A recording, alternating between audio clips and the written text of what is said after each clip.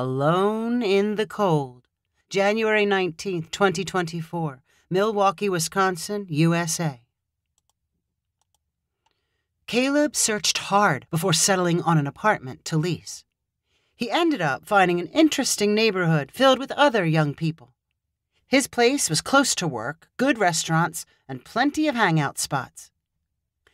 Caleb was sandwiched on the third floor of a 5-floor building, and although his square footage was compact, it was enough for him. His south-facing window had a view of the park and provided plenty of sunshine on the blue-gray walls. It was a great space to relax when he wanted alone time for video games or streaming marathons. Caleb really had no complaints about his apartment, except for the way he was treated by the landlord. When he became interested in telescopes, the landlord refused to give him access to the building's roof for stargazing. The landlord also banned Caleb from locking up his bike in the lobby. But both those slights were nothing compared to the landlord's new utility policies. When Caleb moved in, electricity, hot water, and natural gas were included with his rent. Then the landlord decided natural gas would no longer be free. Residents were told they were getting a good deal because their rent would not be raised to keep up with inflation. When Caleb got his first exorbitant gas heating bill in September, he realized the deal was terrible. Caleb considered himself a creative environmentalist. As he stared at his gas bill, he wondered if heating his entire apartment was truly necessary. The only space that mattered to him was closest to his body. What did he care if the space near the ceiling was warm? What if he used a more targeted heating approach? Caleb had enough practical experience with thermodynamics to know that even without any heat, his apartment would stay much warmer than the outdoor temperature. He was surrounded by other apartments above, below, and on both sides. If they kept their heat on, his apartment would absorb some of it through the walls. All he would need was an extra boost to keep himself comfortable. Caleb's first purchase for his body-only heating strategy was a pair of battery-powered socks. Since electricity was still included with his rent, he could charge the batteries for free as many times as he needed. When the socks arrived, Caleb was happily satisfied with how they kept his toes warm, no matter the outside temperature. His hot toes and feet seemed to elevate the rest of his body's temperature by 10 degrees. As his apartment's interior dropped into the mid and low 60s Fahrenheit, Caleb felt fine. He ordered additional batteries so the socks could be available around the clock. The only time Caleb had to go without his electric socks was when he showered. Fortunately, hot water was still included with his rent, and his bathroom was tiny. If he left the hot water running, it did not take long to turn the bathroom into a miniature sauna where he could complete all his washing and grooming. The calendar moved deeper into fall and then winter. Outdoor temperatures dropped, along with the average temperature inside Caleb's apartment. The electric socks alone did not keep up. Caleb added a battery-powered hat to retain more heat. His shopping history on Amazon suggested he add an electric coat, pants, and then gloves. Eventually, he took the hints, and his entire core and extremities were covered.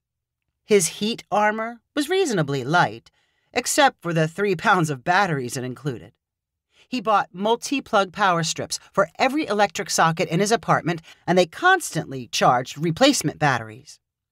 Multiple sets of electric clothing allowed him to mix and match outfits and remain heated on laundry day. By the middle of January, the inside of Caleb's apartment was around 45 degrees Fahrenheit, 8 degrees Celsius. If Caleb decided to stay home after work, he usually heated up high-calorie comfort foods in his microwave to keep him warm from the inside. He enjoyed pleasant evenings watching his TV while sitting on his couch in his full electric gear, battery indicator lights glowing around parts of his body. When it was time for sleep, he slipped under 2 electric blankets on his bed and powered down most of his clothes. As much as Caleb liked to brag to his coworkers about outsmarting his landlord while feeling perfectly comfortable, he spent more time than he used to away from his apartment. He showed up early to the heated building where he worked and left late. He was also happy to join any outdoor activity he learned about. While powered like a human Tesla, he barely felt the frigid chill during outdoor hockey games, igloo-making challenges, or hikes along frozen river paths. While the outdoor activities were fun, Caleb preferred any chance he got to hang out with friends indoors. He wormed his way into the nucleus of a group that met at a nearby sports bar a few times per week. They sat around jabbering as basketball and football games played on screens above their heads. Since they were only loosely connected, it was impossible to predict which friends or which friends of friends might show up on any given night. On a Friday night in mid-January, Caleb walked into the sports bar with 3 regular group members. An hour later, the group size swelled to 9, including a girl named Hannah and one of her friends. Caleb had only seen Hannah twice before, but he liked what he saw. She had smooth bronze skin and kept her hair in a cute bob. He liked the bubbly way she asked questions and the way her sweater highlighted her curves. He made a point of fetching snacks from the bar so he could rearrange places in their large booth and sit next to her. Hannah asked about favorite places Caleb had been in the world and then talked about her college semester in Greece. They were soon only talking with each other. People departed, including Hannah's friend, while she and Caleb came up with new things to talk and laugh about. Finally, they were the only 2 still around. Hannah snapped out of something like a trance and wondered why they were alone. "I guess everybody left. Should we go too? Unless you maybe want to go somewhere else." Caleb was quick to say, "I'm up for anything. Sure, let's find somewhere else." Without definite plans, Hannah grabbed her puffy coat and gloves. Caleb activated his onboard heaters. They walked out into the frigid night. The ground and surrounding buildings looked like they were carved from a solid block of ice. A constant wind stung any exposed skin. Hannah gasped as her first breath froze her chest. She shuffled forward onto the sidewalk without thinking. Caleb stayed right next to her and offered suggestions for places they might go. "There's a movie theater close. They have some late showings, or a cupcake place if you want something sweet. Maybe coffee or hot chocolate.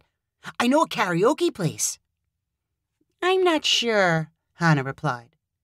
She kept walking on autopilot as if the motion would warm her up. Caleb stayed close, admiring how beautiful Hannah looked in the pale light. The wind instantly turned her cheeks and lips red. She turned and smiled at him, and he wondered what it meant. Should he catch her attention and smile back? Should he try something bolder, like holding her hand? Her gloved hands were shoved inside her coat pockets, but he could probably figure out a way to dislodge one. Before Caleb could do anything about the hand situation, Hannah smiled again and said, "Didn't you say you lived close? Maybe we can go to your place." Caleb immediately forgot about hand-holding and replied, "Sure, that's a great idea. I'm only like a block away." They made a left turn while Caleb blabbered nonsensibly about the street they were crossing and the cars parked around them. Most of his brain was excitedly processing the idea of being alone with Hannah. He had started the evening with no expectations for romance, but was eager to see where things might lead. He almost tripped over his own feet leading the way to his building and trying to impress Hannah with its ideal location. They reached the lobby and felt a welcome blast of warm air when Caleb pulled open the door. Hannah hurried inside and then stood still for a few seconds, moaning, "Ah." Caleb grinned after seeing that she was so happy. "My place is up on the 3rd floor," he said. "It's fastest to take the stairs." They walked to the stairwell and began their climb. Hannah said, "I wasn't ready to be that cold. I just need a few minutes to sit and warm up. I hope you keep your place hot." Caleb awkwardly missed the next step on the stairway and almost fell on his face. All thoughts of prospective romance were quickly replaced with the memories of his heating experiment. He was about to show Hannah into an apartment that would take her breath away, but for all the wrong reasons. Maybe you won't like my apartment much, Caleb muttered. Maybe we shouldn't go up. Hannah laughed like he was joking. Are you embarrassed because it's messy? Don't worry, I've seen how most guys keep their apartments. Hannah kept climbing, and Caleb could not think of a good excuse to turn her around. After another half-minute, they stood in front of his door. Hannah smiled at him, but Caleb only felt regret. He pushed open the door, and cold air rushed into the hallway. Hannah gasped again. Caleb flipped on a light and said, Well, here it is. Hannah reluctantly shuffled inside and cried, It's freezing in here. What's wrong? Why is there no heat? Did something break? Caleb took one look at her shocked face and decided it was best not to explain his electric clothing strategy. He would instead run with the idea that the heat was simply out. I'm sorry. This happens sometimes, Caleb said in disgust. My landlord is the worst. Can you call someone and get it fixed? Caleb shrugged his shoulders. It won't help.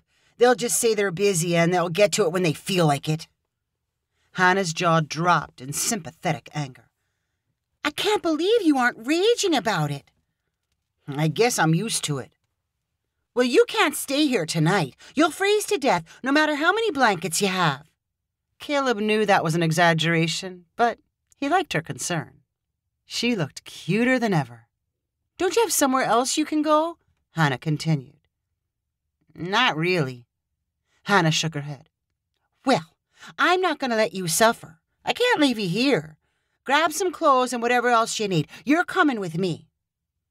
All of the imagined thoughts of romance that had disappeared in the stairwell refilled Caleb's head. He would now be going to Hannah's apartment, her nice and warm apartment. It would probably smell sweet and be decorated with soft mood lights.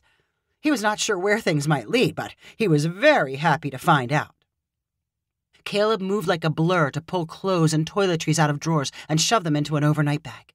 In a matter of seconds, he reported to Hannah that he was ready to go. They walked back downstairs, and Hannah paused for a few moments to steel herself for the cold outside. Shall we order an Uber? Caleb suggested. No, it's not that far away. Caleb smiled slyly, thinking they were practically neighbors. Depending on how things worked out, they could conveniently see each other all the time. Hannah took a last long breath of the warm lobby air and then pushed outside. Caleb followed right behind as she purposely marched down the sidewalk and took a left turn. She kept marching until she was standing under a lighted sign for a Salvation Army shelter. This is it, Hannah announced, pointing inside. I volunteer sometimes at their soup kitchen. They also have beds for the night. It's nothing fancy, but it's warm, and the people are really friendly. Caleb fought not to show any kind of emotion on his face. I can help you inside, Hannah continued. I might know some of the volunteers in there. Nah, that's okay, Caleb replied. I can do it myself. Thanks for wanting to help.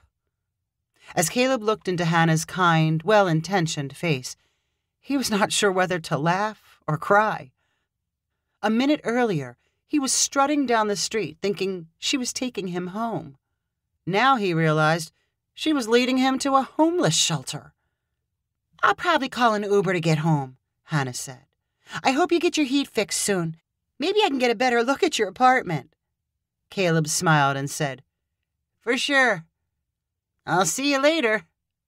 He ducked into the Salvation Army shelter and waited until she disappeared. Then he began the walk back to his apartment, rethinking his heating strategy the entire way. If you enjoyed this story, please rank it on the website 500ironicstories.com. Please subscribe on the website to get weekly updates as new stories are posted. And please share with friends using the convenient links available.